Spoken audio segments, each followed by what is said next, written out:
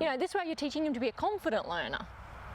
And you're setting him up and he's going to start looking for all these open doors. Teaching the positive response to leg aids.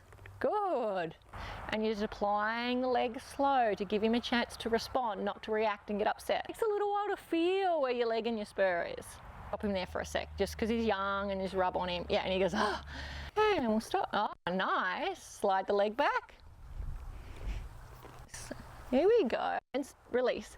Okay, he's starting to get the idea, so you can do even less. To slow the walk down by sitting down. Yeah, just keep pressing, if he backs, keep pressing. There, oh, catch, give, yeah. So I would have liked one more step over, okay? But at least you caught the forward. Yep, because he's only a baby. Also working on your stop, but you're breaking everything down and teaching him, well, it's like building a language. And that he has a positive response to it. And then catch him, so he went more forward than he actually yielded. So then you would anchor and say, slow, slow. Yes, stop. Really nice, stopping there for a second, rubbing. And also, do you see how just sitting and letting them think about it makes such a big difference? 30 seconds for them to go, oh, especially the young horses, it's just a lot of information to take in.